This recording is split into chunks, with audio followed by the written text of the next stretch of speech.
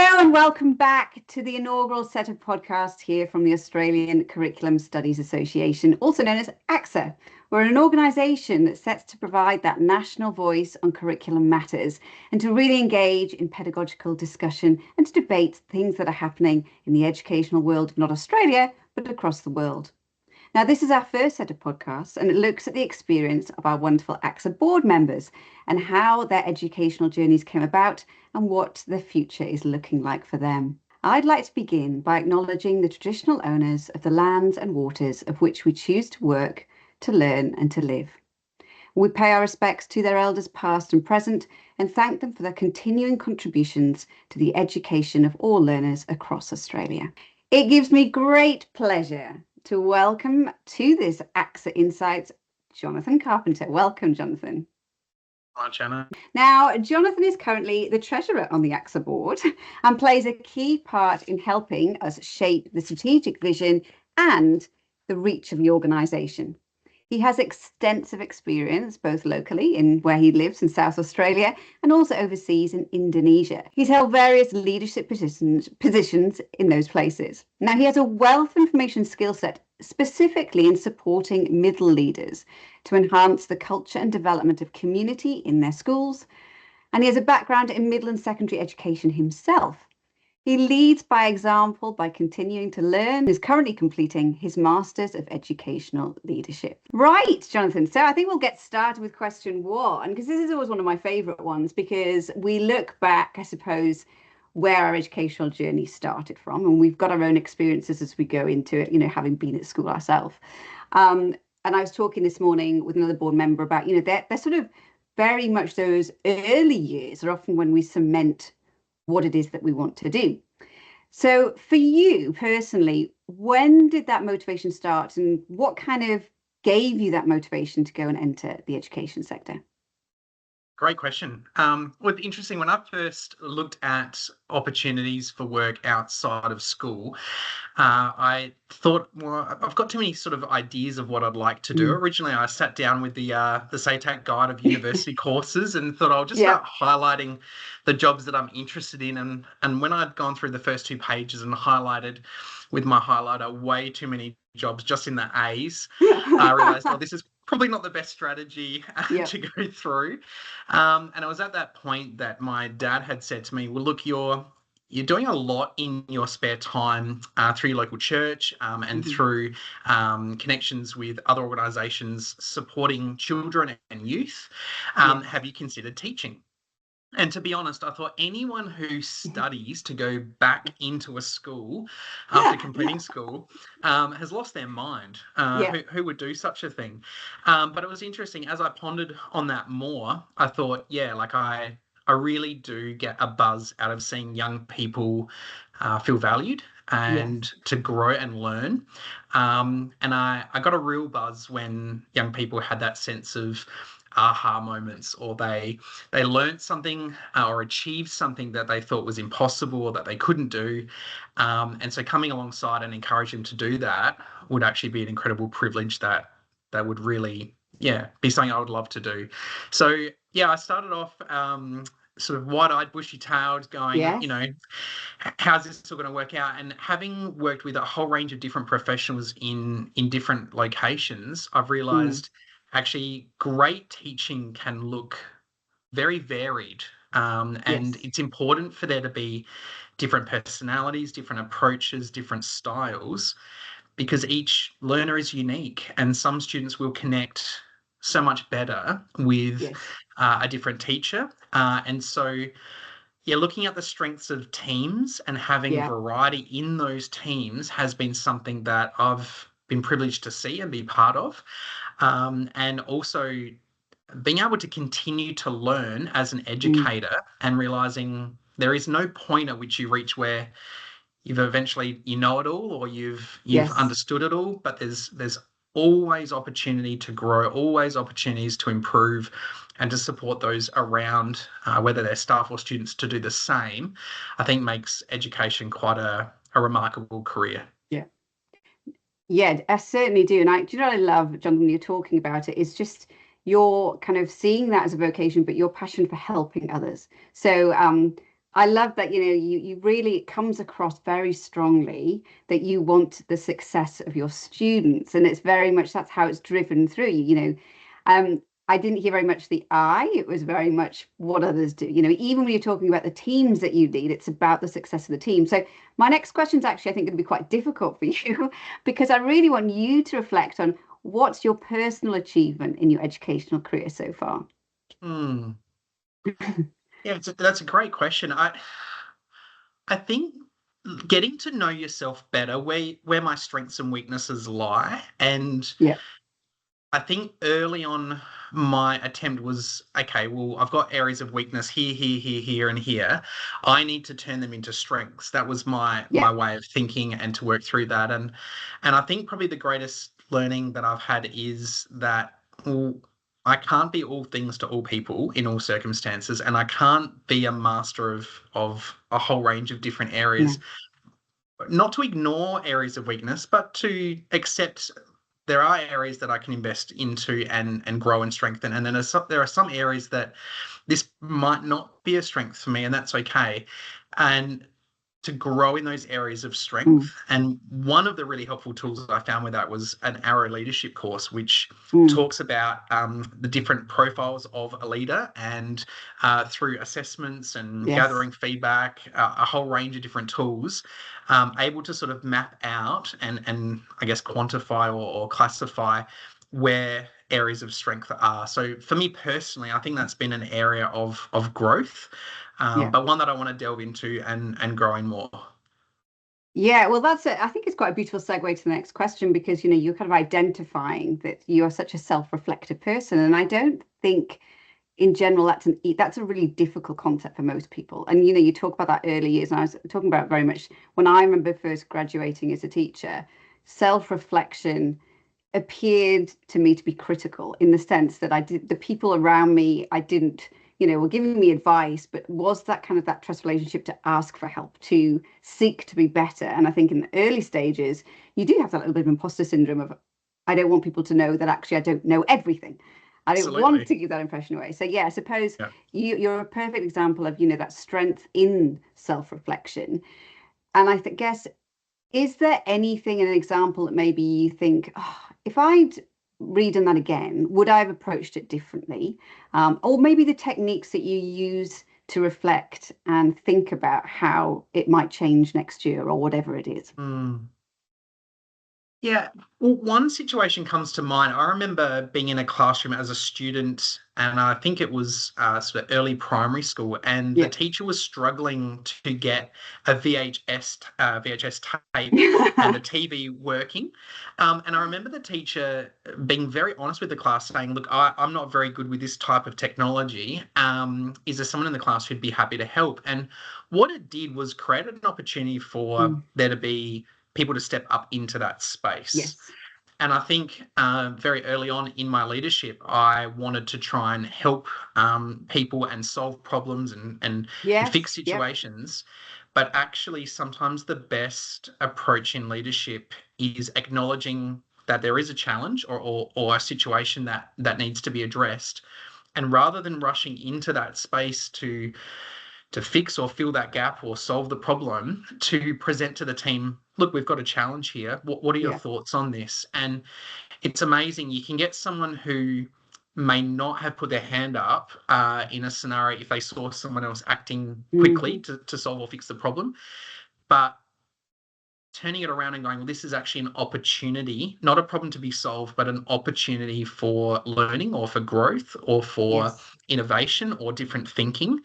And when you get a team of people who feel safe to be able to discuss and share ideas, some of them may not work, and still having a safe space for those ideas to fail Yes. and for learning to occur, I think those spaces transform a good team where stuff Mm. gets done into a great team where people can bring ideas forward, can challenge thinking or present new or innovative ways of seeing opportunity instead of problems to be solved. Definitely. You're such a value to middle leadership, I think, because I look at that and I think, oh, if I'd known that as a leader or had someone there in that space who was sort of explaining to me my priorities or what was important to me. And I think as leaders, we do try and hold the weight on our shoulders. And I remember a fabulous principal I worked with, and she said, imagine you're there at the beginning of the day and someone gives you their jumper because they're hot and it's their problem. And then you go to the next person and they give you the next jumper and the next jumper. And by the end of the day, all that happens is you're really hot yourself and you're not at capacity to be able to support anyone. And I remember thinking that in my head and going, that's a great analogy. And then also, in my head, always going, when I'm a leader, I'm going to want to put my life jacket on first so that I can preserve everything else. And the reality is that you don't do that. And you risk the burnout. And it's having to have that person beside you saying, put the life jacket on, get it on first, then you are a better leader around us and you can be there for them. But that is a really good point, because we are seeing such a huge burnout in leadership and the loneliness that associates with that. So I think that is a really great example. So thank you for that, Jonathon. Now, we've mentioned obviously you're on the board of ACSA, and the key word in that acronym being curriculum, which for many will, oh my goodness, that sense of dread that what is the curriculum and who's dictating it to us and where do we go?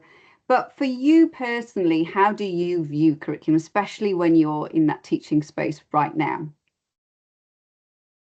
I view curriculum not as something to be taught in terms of content, but a key that can unlock opportunity of inspiration and learning for young people. And by providing opportunity for young people to be exposed to different ways of thinking, to our past, to our current context, our present, and thinking into the future, I think curriculum provides a great opportunity for educators not to see it as a hindrance, but a space or an opportunity for students to actively engage in quality thinking. At the end of the day, most tasks that we require students to do can be performed by artificial intelligence relatively efficiently and relatively quickly. But what we continue to need is people who can think, people who have empathy, people who understand relationship, people who understand the value of community, who have a heart for people who might be marginalised, to be able to think creatively and see a future that doesn't yet exist, and to create opportunities to step towards that future. And I believe curriculum is a tool that can allow us to take students on that journey and to grow them, see them inspired, see them thinking for themselves, grappling, problem solving, and moving forward towards a future that doesn't yet exist. So my thinking of curriculum is less about a set of checklists or ticks that have to be completed, more so what opportunities can we provide students with to get them doing that thinking. Yes, 100% I agree with that one, because I think we're in a kind of a space at the moment where we're bombarded with kind of the commercial product that will fulfill that role of the curriculum. So you're given something and you know exactly what you're talking about. It'll tick all those boxes and you will have covered everything for that child. And sometimes that takes away from what's the actual knowledge and the understanding and what was that holistic approach to teaching it. So, it might not be that you fulfill every single box at that point, but they may have gained the skills that are necessary to then access that curriculum in a different way. So that's really important. I think that's fantastic. And I love the fact that you take that holistic approach, that it's actually about the child, that child-centered, not sometimes the data that we hang on to our staff. And I think teachers feel that pressure. It's that typical one of like NAPLAN, the poor year 3 teacher who's only had them for a term, and the NAPLAN results come out, and they internalize that thinking it's them, but the children have had that for so long. So that's a great point. Just thinking of that, talking about some of those challenges, what do you think at the moment is some of the biggest challenges we're facing as a profession? Being in the classroom and working with students more recently, I see a real craving of students for connection, for belonging.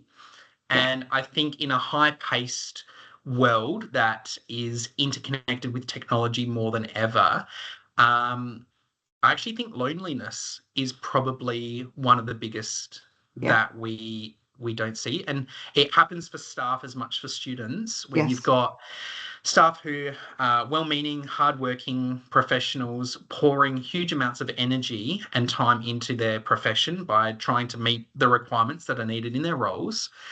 It can become quite a lonely task where the energy that you have outside of your work is diminished to Yeah. maintain good, healthy relationships and connections. And for students, I think sometimes there can be this pressure that school is a place to perform. So, my social media feeds, I need to look like this. I need to project myself like this. When I'm in the classroom, the Yes. idea of showing vulnerability or the fact that I don't understand or I don't know something, or the willingness to actually go back to find out what gaps there were or what misunderstandings there were and to build upon that can be seen as a sign of weakness. And I don't think that's a new thing in education, No. but compacted with the high-paced life and a lot of pressures on young people because of that inability to be disconnected and to have their brains slow down and be Yes. bored and not just constantly Yes. stimulated. That culmination of factors, I think, has had a significant impact on the well-being of young people. So for me, having young people feel a sense of belonging and connectedness Yeah. that's not artificial, but is very much a team approach. I've currently got a year 9 maths class, Mm. and at the start of the year, I talked about how the success of this year I will measure based on the success we have as a team. And Yes. culturally, these are the things that I'm looking for. And I talked about the willingness to ask questions, show vulnerability, allow others to feel safe if they don't know something, celebrating the success of others. Things that aren't new in education, No. but can be completely missed if I'm hurrying to get through a set of content before building relationship with students. So I think for students to come to school and feel a sense of my teacher knows me, they Yes. know who I am, they know me outside of my grade, and my value is not associated directly with that grade, Yes. but they care and they can have conversation with me about my interests and passions. And if there are struggles that I'm having, they acknowledge those struggles, Yeah. but together we work as a team to move forward in a positive direction. I think if we as educators don't lose sight of it's not about technology and it's not Mm. about tick boxes, we're not actually teaching curriculum, we're teaching people, and the curriculum is the tool that we use to help achieve that. Then I think that sense of loneliness diminishes, the sense Yes. of vulnerability can increase, and then students can have these aha moments in an environment where others will actually encourage and support them, as opposed to making them feel like they've been in deficit because they didn't already know that. Oh, I could not agree more because I think, I've got a year 9 child myself and year 10, my goodness, and a year boy who, let's face it, just wants to get 40% if that's his goal. And so, and then I've got a year 7 daughter who I probably found out more about the school in 3 weeks than I have in 3 years. Um, and what I've really noticed is, I think probably because I've worked majority of the time in the primary schools, the luxury sometimes in the primary of having that child throughout the whole day, and the length of time you have to build that Yeah. relationship. And then, when you go into that secondary space, the time you have and the amount of students that you have is incredibly huge. And that's something that I think is quite difficult for secondary teachers, because that's got to be a priority, but it is a huge amount of time. And as you're saying, then you've got the curriculum that especially graduate teachers, would feel the pressure to do that. But when we've got more experience in the role, we realize that learning doesn't happen unless you have a relationship. And it's not a case if you do one or the other. It's just a priority that relationships come first. So yeah, that resonates incredibly strongly with me, not only as a teacher, but I think in a personal space as well. And seeing my own children grow and develop like that. And thinking about graduate teachers, I think there's so much pressure. I was talking this morning and with someone, just even about the fact that you go into a school and you've got what you're going to teach, which is awesome, but then the pressure to do lots more outside of that is quite huge. And we don't actually prepare them that you might have to be on, the union committee, or you might have to do after school cricket club, and those sort of things are an additional one, but it's part of what makes a school a community as well, that kind of interaction. So I guess just thinking about it, and you've probably had a lot of graduates through your schools, what advice would you give to that graduate teacher, first day, what to do? Great question. I've got a graduate teacher currently sitting next to me in my office, and she's made a fantastic start. Yeah. But the advice that I gave her at the start is lean into the collective wisdom of the team. Yes. Lean into the support mechanisms that you don't know exist, that you don't even know that are there yet. Lean into our team by asking questions. No questions are stupid. If you miss something and you need to go back, and find out what I missed and how to do that, know that we are willing the good of you. We are willing your success as you move forward. And we've all had our first year of teaching, and I wouldn't say it was bad. No. I would just say you can't really put it into words. It's an experience you just have to go through. And when you go through it and you look back at it, you think, wow, like I've learned so much, and there was so much in it that I can, reflect on and chew over. But you can't gain experience without having that experience. And putting yourself under too much pressure to perform like you're a teacher who's been in the profession for a decade is just completely unrealistic and unhelpful. But recognizing I don't have to be Superman or Wonder Woman. I've got a team of people around me. I can lean into that team. I can ask questions. I can be vulnerable. I can discuss things. And this group of people are championing me on to succeed.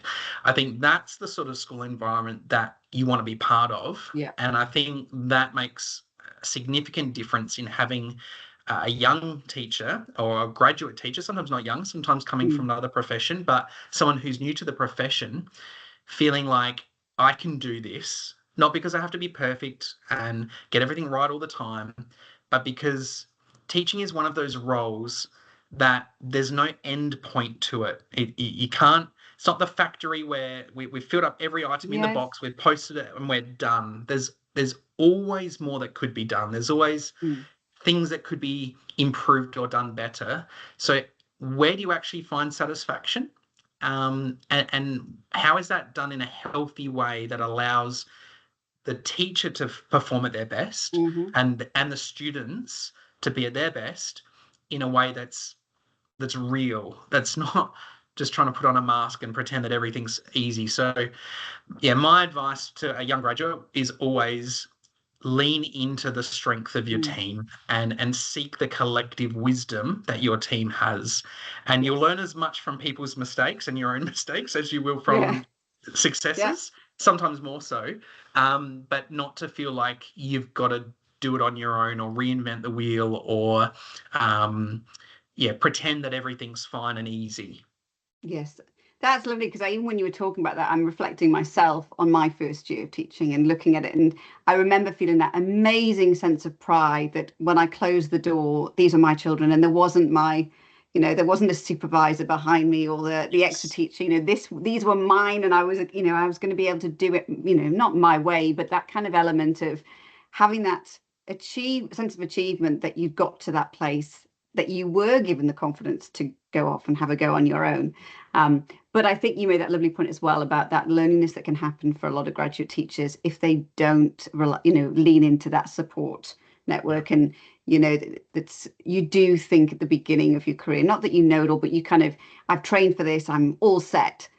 And then just more and more things as you go, and you go, I've learned so much. And, that eternal learner that goes through. So that's a really important part. And I think that's a lovely way of connecting, not only I think within your group or your department, but seeing some of the possibilities outside of that space, or connecting with organizations such as ourselves, who can come in and say, you know what, this is a great example. Or, and I don't think graduate teachers have the time to engage in PD. And as you're saying before, the last thing you want to do sometimes is keep going back into education. I know probably like yourself doing the masters. I remember doing my masters, there was a good enough time between me doing my bachelor's that I was ready to go into doing AP7 referencing again, and not hate it too badly. So that is something that is really important.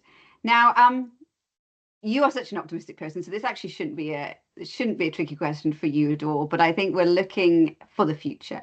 Like who or what is making waves that you think this is an exciting challenge that education has taken on, and there's some real movers and shakers that are taking it on, or concepts or kind of things that are coming through that are really going to change the landscape? Yeah, I found in having local area connections with people and listening to the things that they're excited about and that they're putting into practice in their classroom has often resonated more with me and with my team than sometimes the YouTube clip you see or the article that you read. Whilst there's some really good thinking and some really good growth in a range of areas.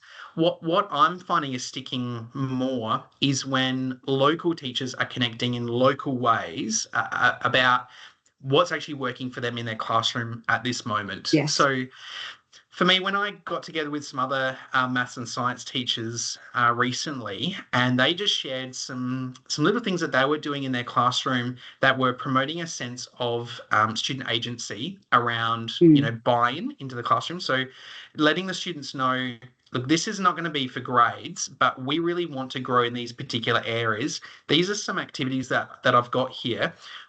Before we get into them, I want some feedback on what sort of things do you guys think are going to actually help grow those skills more? And for some of the students, that's quite a foreign idea to be part of the shaping of the units of work. They're Yes. very used to being told, open up your book, this is where we're working, this is what you need to cover. As the teacher, I'm the professional, you don't really know what you're doing. I'll give you what you need. Instead, just shifting it and going, actually, the whole point of this is that you learn. Let's involve you in what sort of direction we take with some of these particular tools, and hearing from those teachers, the students actively involving themselves in the process of that unit direction, I think is quite exciting. I don't think it's a new thing in education, but I feel like there are significant shifts with explicit teaching being recognised as, there's real value here in explicit teaching. It's easy to sometimes then reduce student agency. If we focus purely on student agency and we don't give them the building blocks in order to have higher order thinking skills, well, then we can't expect that they will get there. So there has to be a healthy combination. I don't believe they're mutually exclusive. I do believe that they can work well in tandem. And I also think helping students understand how their brain actually works. I think the science of learning has helped. I think a lot of educators recognize there's been something inside of me that hasn't really agreed with multitasking, but I can't really explain why. And I think the science of learning has just really simplistically allowed teachers to go, oh, yeah, I've kind of thought that or felt that. And I think when you combine that with a healthy balance of explicit teaching, a healthy balance of student agency, where they can inquire and they can ask questions, and it's not just pure content driven, you have an environment or a space where local teachers feel a sense of, actually, education is an exciting space to work in, and the students can bring positivity and energy into this space, and they don't have to feel like performers. They can actually be active learners and grapple and work through that process. And it has to work within the context you're in. I teach the same subject across two classes in the same year level, and the approach I'm taking with one class and the approach I'm currently taking with the other class are chalk and cheese. And it's interesting. You could sort of you could bring into a graduate this expectation that's unhealthy of, once you find the formula, stick with that formula. And I think that comes up in education, of this sort of cyclic approach of, oh, well, we've tried inquiry, let's throw that out, let's go completely explicit, or we've tried this, let's throw that out. Teaching is an art form, and if you watch an artist work at their best, you can't take your eyes off them, because a million and one calculations are going through that artist's brain without them even really acknowledging it. And it's like a blacksmith. A young blacksmith will hammer their guts out to try and produce something, and what they produce at the end is okay, but it's a bit dented and a bit clunky. A skilled blacksmith looks like they're doing nothing. They just tap at the right Yeah. time on the right spot, and what they end up producing is just a thing of beauty. And they're not pouring with sweat, and they're not going home going, I hate blacksmithing. They're Yes. admiring the beauty of the art. And there is a beauty in teaching, in education. There is an art to it. And when you can see it in other educators, it lifts the hair on the back of my neck. Hmm. You get this sense of wow, like I can see the skill, I can see the relationship, I can see the knowledge that you're using to invest and sow seeds in those young people's lives. And when you are part of a team that's doing that, it's the best profession in the world. Oh, that's just like music to my ears, something, because I always think, you've really made reference to this kind of this dichotomy that we're stuck in with one approach and pitching it against another approach and getting thrown out after a SUSE time because it's or being told that you didn't get it right because you didn't do it with fidelity and all those sorts of conversations. Whereas we as teachers should be given that, kind of just that belief that we do know our craft, that we've trained all these years to do something, and just trust that in a classroom we know the right specific time when we need to stop the inquiry because we need to go back and explicitly teach a concept so they have the tools to then go off and inquire. And you're right Exactly. in just saying that when you see someone do that and you bring that all together, it is absolutely gold. So yeah, you are 100% right. Could not agree with you more on that one. Um, I think moving on to the very last question, and I love this one because it really gives me a sense of um, a little window into the person, interviewing. But who do you think on this journey has been your favorite teacher and why? I've met some incredible teachers along my journey, people who have inspired me to take up teaching and people Yeah. who've inspired me along my journey in teaching. For me, it's not even a question that I hesitate in answering. For me personally, it's based on my faith, and that is Yes. Jesus. Um, he was born into a small town in a Mhm. country very far from here, thousands of years ago, and yet there is still a book that floats around the place and conversations that occur based on this strange carpenter from Yes. another country that wasn't wealthy, and yet he was, in my opinion, the world's best teacher ever. And it was centered on his valuing of people, not based on their performance, not based on their skill set, not based on their economic situation. He treated women at that time with the highest level of respect, which was completely countercultural, and unfortunately sometimes still is today. Yeah. He treated the marginalized, those with leprosy, those who had suffered abuse, Hmm. prostitutes, tax collectors, people who stink of fish. He treated them in ways that showed them your value is not built on this outside appearance, is not built on your economic status. It's built on the fact that you're made in the image of God and your value is more than you could possibly imagine. And so when I step into the classroom, I believe each student that I come across, each staff member that I work with, they're made in the image of God and their value is more than I could possibly ever imagine. And for me to have the privilege to work alongside others, to learn from them, to fail, to make mistakes, Hmm. but to recognize, well, I too am made in the image of God and I am valued, and to love and support and encourage others to not perform to get value, but to have the freedom to be who they've been created to be and to learn and grow in a safe environment is something that I aspire to do and do more. And I fail at it all the time, but I know that Jesus's example wasn't something that I have to try and strive to live up to, but I can take the freedom that he's given to be able to love students with where they're at, and that's regardless of their religious beliefs. It doesn't matter if Yes. they a Muslim or Sikh or Mhm. Buddhist or agnostic or whatever Mhm. whatever their view is, it's actually irrelevant. What's relevant Yes. is, do I treat them with value and respect, not based on their gender or their sexuality or their grades Mm. or their color of their skin, whatever it might be, but each person is more valuable than we could possibly imagine. And do they feel that when I'm teaching them maths or science Yeah. or whatever it might be? So not very good at it sometimes, often in fact, and I need the grace and forgiveness of those around me, but I hands down believe Jesus is the ultimate teacher and continues to teach me each day. Oh, Jonathan, I think that's a beautiful response. I think, I think when I'm just thinking there that, that's someone who it's not physically you've met, but is a continuum throughout your whole life. And it's that eternity element of that, always being there. I think when we think of favorite teachers, it's that kind of short snapshot in our life where we've had them.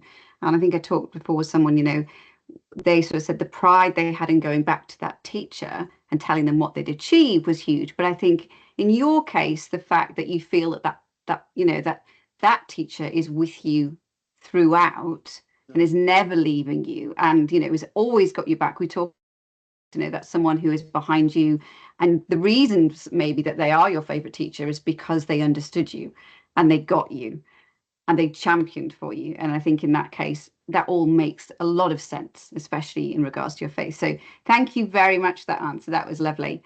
Now, we're finishing off today, but I would love to thank Jonathon for it's been such a pleasure chatting with you today, and learning about your journey so far. And I'm looking forward to hearing all the wonderful things you will do in the future, because I think that's really exciting for me, looking at what it is. And, I just want to acknowledge the significant contributions you make to the ACSA board. You have the most beautiful way of bringing fresh perspectives to our existing work, but also you're our biggest champion of looking to the future and supporting the new initiatives, and really being that champion. So I can only say from my own experience, it's been such a pleasure to have you on our side. And even from the very beginning, just knowing that you're there gives us a sense of safety. So thank you so much.